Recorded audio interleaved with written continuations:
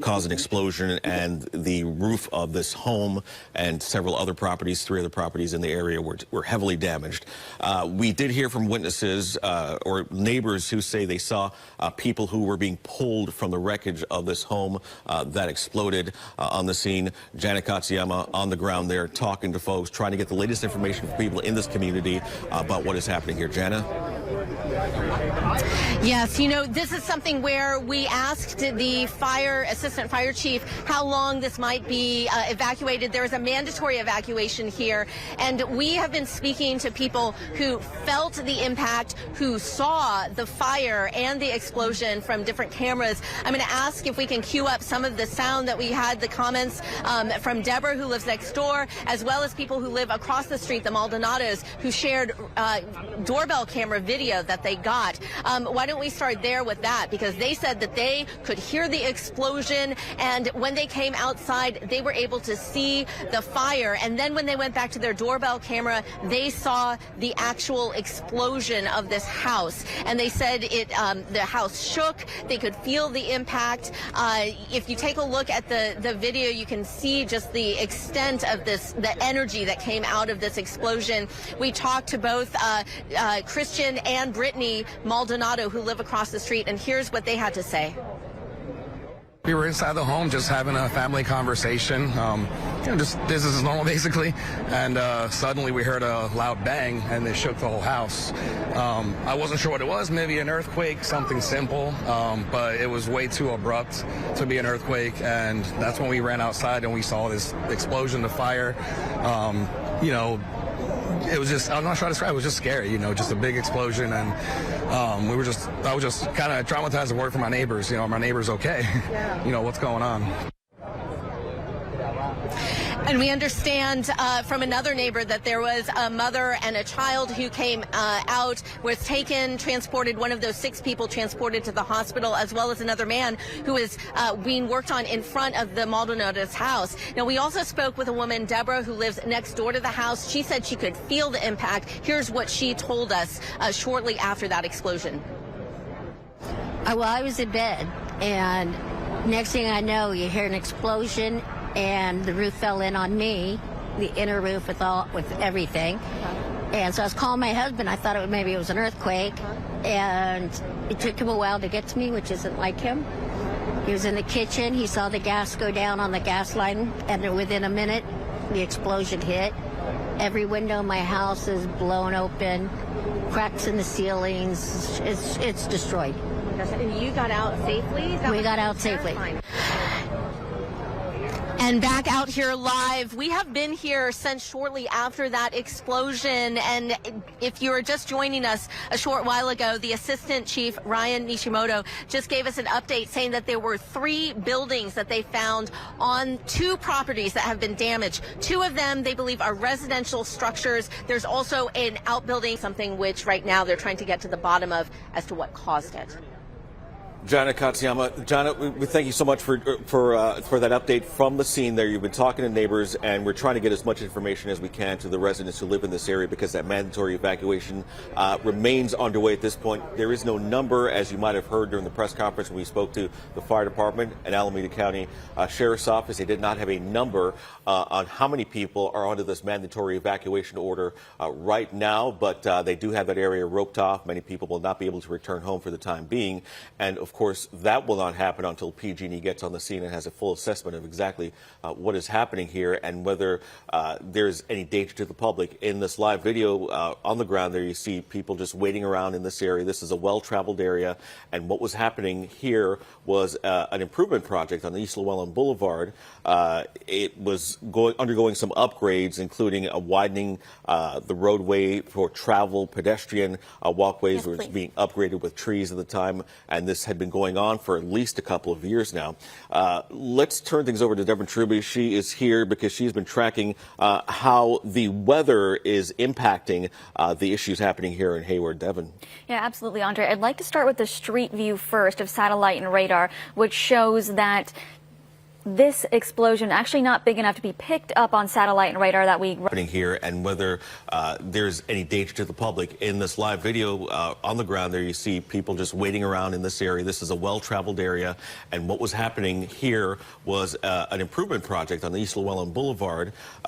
It was undergoing some upgrades, including a widening the roadway for travel, pedestrian walkways, which was being upgraded with trees at the time, and this had been going on for at least a couple of years now. Let's turn things over to Devin Truby. She is here because she's been tracking how the weather is impacting the issues happening here in Hayward. Devin. Yeah, absolutely, Andre. I'd like to start with the street view first of satellite and radar, which shows that this explosion actually not big enough to be picked up on satellite and radar that we run across a time lapse this morning. Now we can go ahead and take a look at the winds. As you can see, we have a southwest flow here. Wind only about 3 to 5 miles per hour. So not a huge concern about the smoke moving out into the neighborhood or maybe impacting visibility along any nearby freeways. We do have a look at the air quality. We started off with moderate air quality today. So maybe some difficulties for our sensitive groups. That would be older adults, young children, maybe those experiencing asthma. If you take a look at the dots on the screen, that's where we have sensors. Most of the sensors somewhat far away, but the yellow is moderate, green is okay. We haven't seen any large changes to the air quality. I wouldn't expect the air quality to deteriorate too much as we go on today.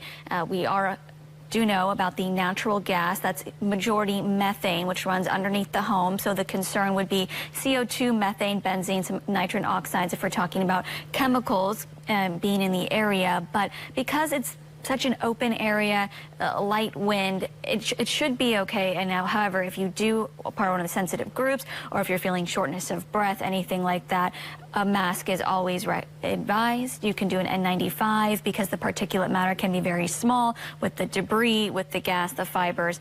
And if you are experiencing that shortness of breath, lightness, I would feel free to reach out to the medical staff that is there to support you and on scene. James, Andre. Devin, thank you so much. We appreciate it. We want to bring Mark Nouveau back in here. He's been watching the developments out there, and we like to talk to Mark because he understands when you have a massive emergency situation like this with a lot of evacuations.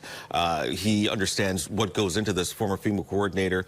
Mark, you've been listening to what was happening here and the update from the fire department. I am. Letting us know, where things stand right now. They're still waiting on the PG&E spokesperson to come to the scene. So really the investigation can't move forward. I mean, how does this part of it work?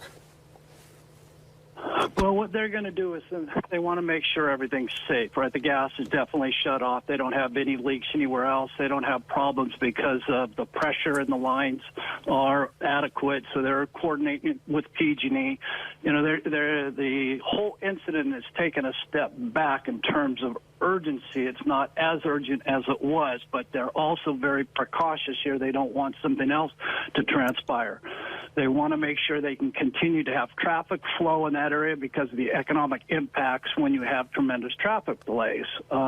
We also, you know, when you take a look at this, there is impact to not only the businesses in the area, but certainly some homes. They're going to continue to search all of that area, probably using thermal imaging cameras to make sure it's called a secondary search, that there are no other people, you know, that are somewhere buried underneath that rubble. At some point, once they've completed the secondary search, they'll start to try and bring up the debris, search down a little bit further, but they're going to take their time. They're going to cordon off that area, and you can bet it's going to be a long, exhaustive investigation as to what transpired, Andre. Mark, let's talk about these evacuations. The entire block has been evacuated. They couldn't tell us exactly how many people that is or how many homes that accounts for, but we know it's the entire block, which we imagine is a lot of people. Devin has talked about the air quality and the toxins that are in the air. This fire is far from out. The scene is far from being cleared. What will it take for some of these people who live nearby to be able to get back to their homes? Well, they're doing it, you know, to your point, James, as a precaution more than anything. They want to make sure that nobody else gets hurt, that nothing else goes awry. So that's the number one priority. They are going to try and make sure not only the gas is shut off, but the electrical lines, both transmission and primary lines that are in the area are shut down. They don't want to have a problem if the lines were damaged from the smoke or the flames. So that's a concern that they have. Secondarily to that is they're going to go very slow in getting people back into their homes or businesses because for the most part, it depends upon where the valves are, but a large area of those buildings will not have, you know, natural gas. They won't have electricity. So to be able to operate out of your home or your business, that's going to probably take days before you can actually get back in and start functioning again. You may be able to get back into the place and get some clothes and things like that, but if you're in an evacuated area and that's your home, you'd anticipate that more than likely you'll be out of that home for probably 24, 48 hours. Mark, we just showed in a live picture just a moment ago, we saw a electrical worker. We see it here in this bucket truck. He was just on the lines, and we did hear from a woman who lives in the area who said she saw wires were sparking after this explosion. I wonder if there's any significance to the lines. And you just mentioned that they have to shut off the electricity in this area.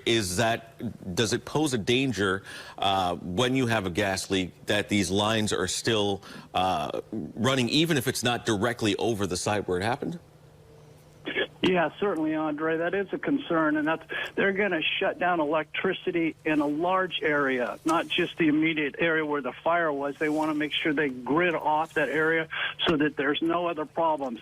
They're going to want to take a look at, they know that they've had a leak in the pipe by all indications, but they also want to check, did the damage from the leak also cause additional damage to other infrastructure, whether it's water pipes or, in fact, electrical lines or gas lines secondary to the explosion.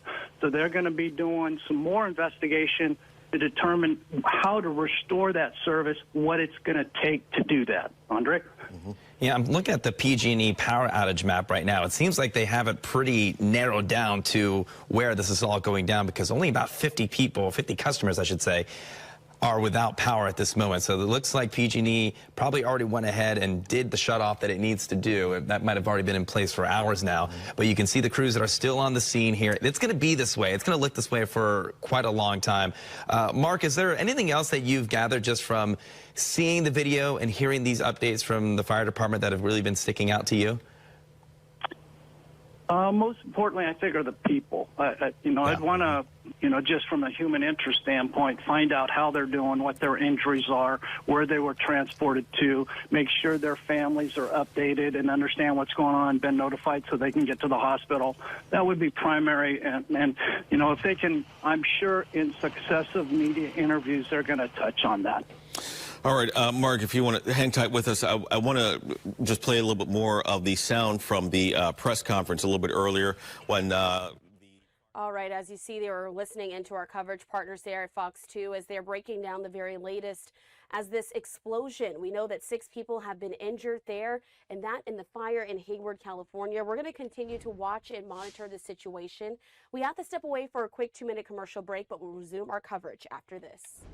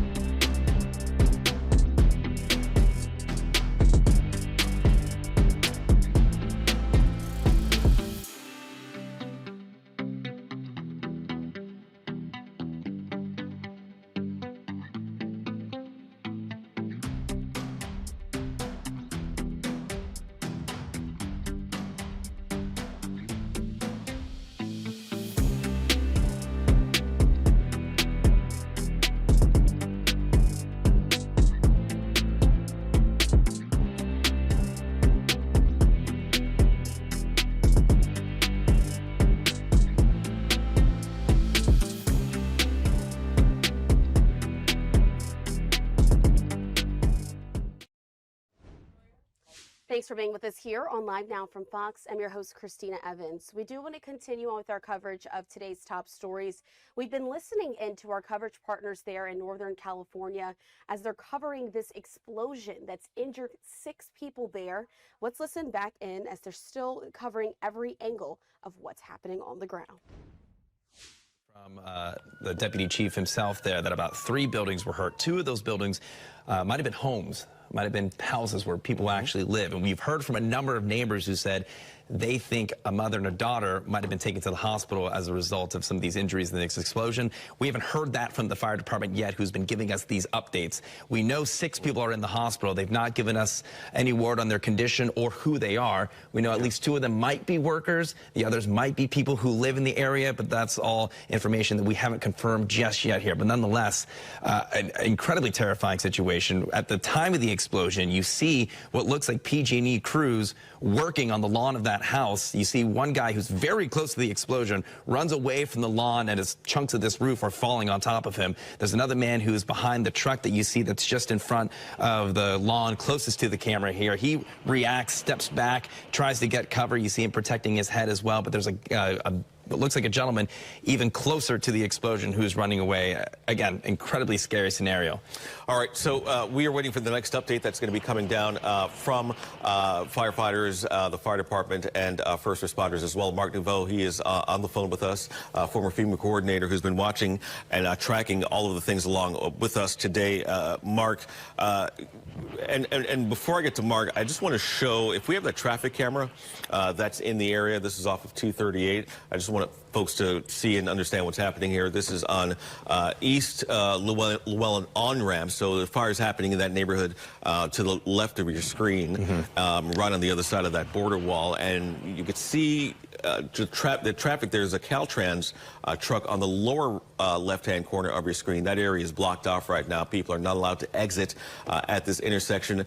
My understanding is that this is the only exit that's affected right now. The on-ramp is just outside of the camera's view on the left-hand side, so you normally can get back on the road and back on 238 heading eastward towards Interstate 580 here. But as you can see, you're going to want to avoid this area because traffic heading towards Interstate 580 is severely affected right now, and you can see the live traffic map that's on the left-hand side of your screen, and traffic is slow moving in both directions on 238 right now. And the southbound side of 880 also very backed up at this point here. I'm not sure if that's entirely because people are trying to find that alternate route, or if they also know that that's just a direction they need to avoid or should try to avoid because of this explosion. We know that one exit is really the one that's the most impacted, so if that is part of your commute, that's something you need to know before you head out for this lunch hour.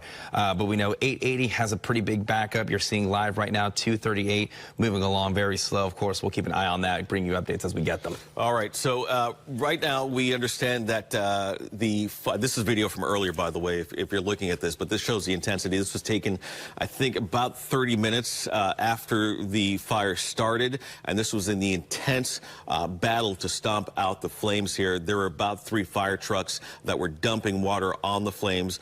Most of the white smoke you see here is now moved out of the area, but we did hear about 25 minutes ago that firefighters were in the back of the property there, the main property where the explosion happened, putting out some smaller fires in this area. But even when you look at this video that was taken earlier, even the black smoke is when you know the fire is still raging. But even when we saw this white smoke in the middle of all of that, in some of the debris, there were flames in the middle of all of this when the camera zoomed in. That's how intense this was. A lot of the debris, there were cars surrounding this residential property here, and parts of the roof, bits of the building landed all over the cars, and we still don't know the extent of the damage to maybe even the properties neighboring all of this, because we did hear one woman who lives a few doors down from here saying the explosion was so intense that it blew out the windows to her home.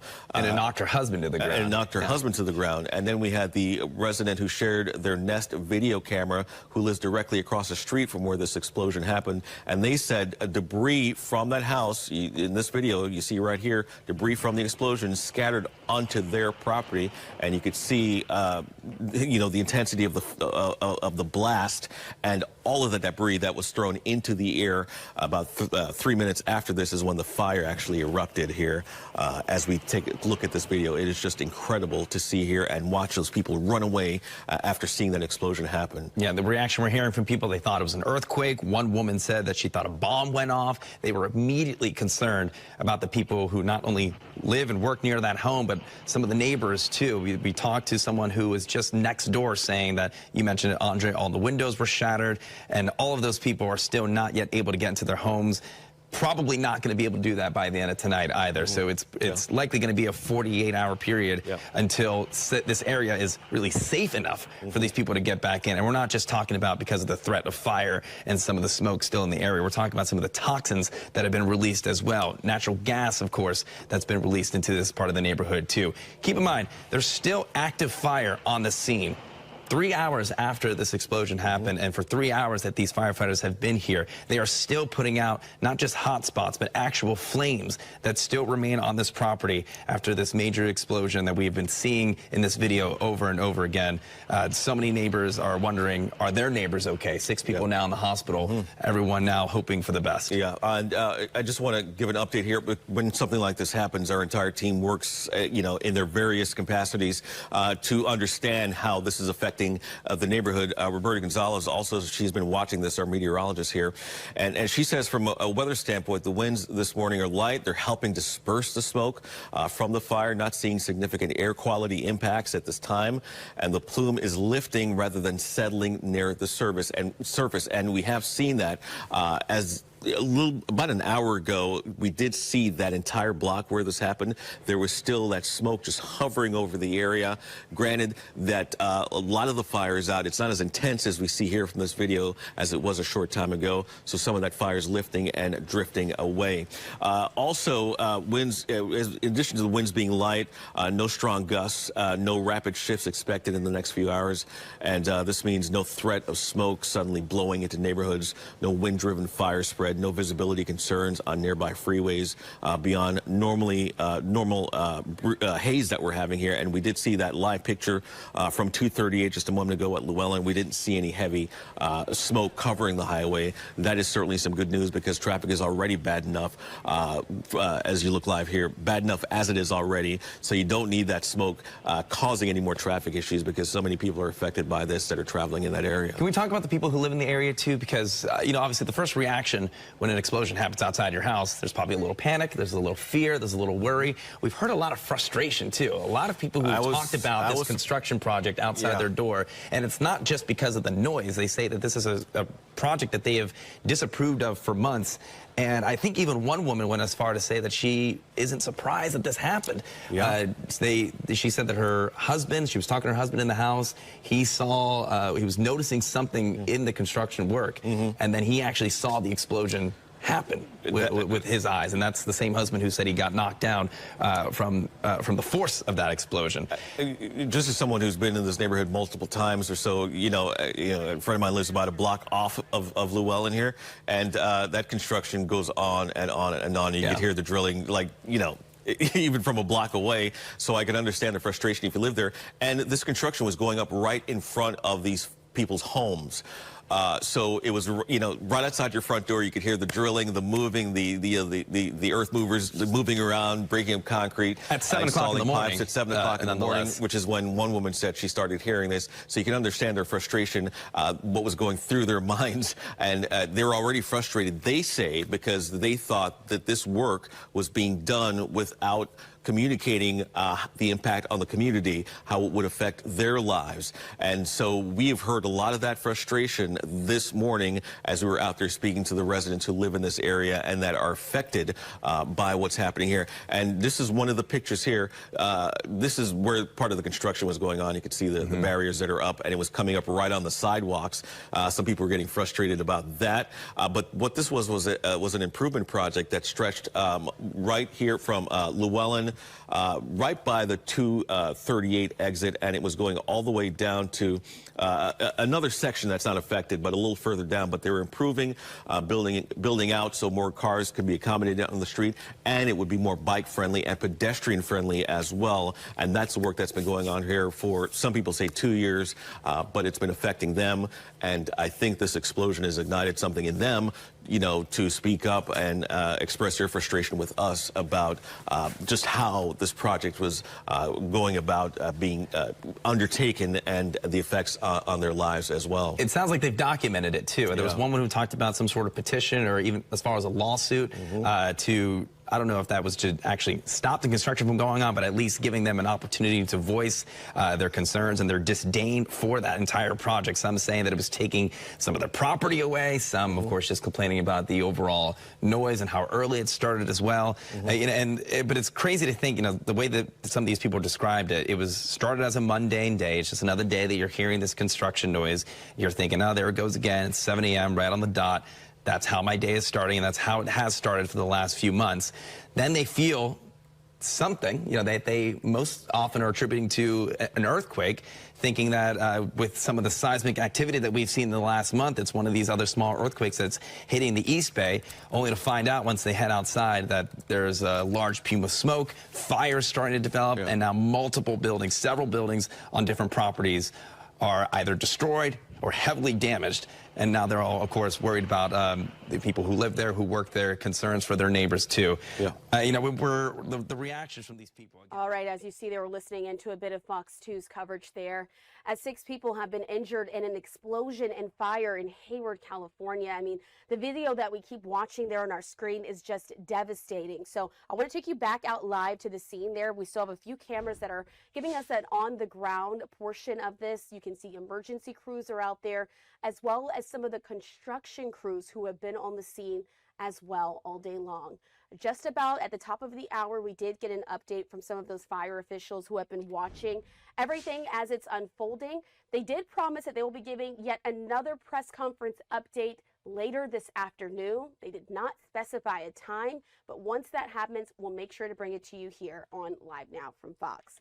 In the meantime, we're going to take this opportunity to step away for a quick 2-minute commercial break.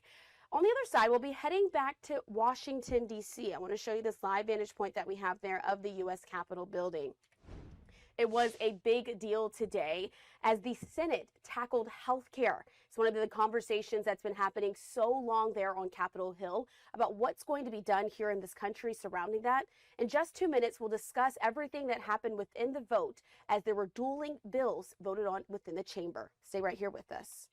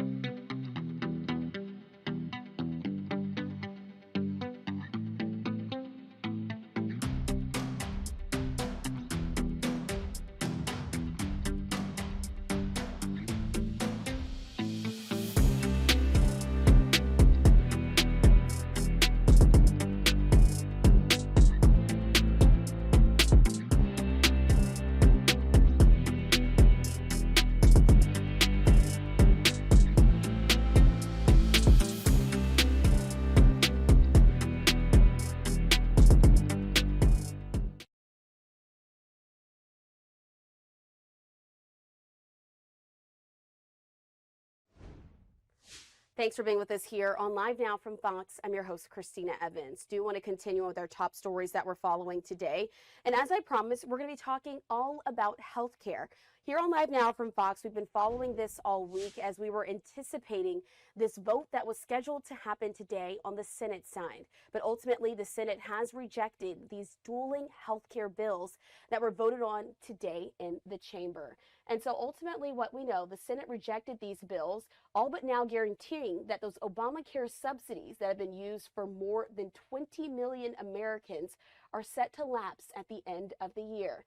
Senators ultimately voted 51-48 on advancing a GOP health care plan that would have extended the health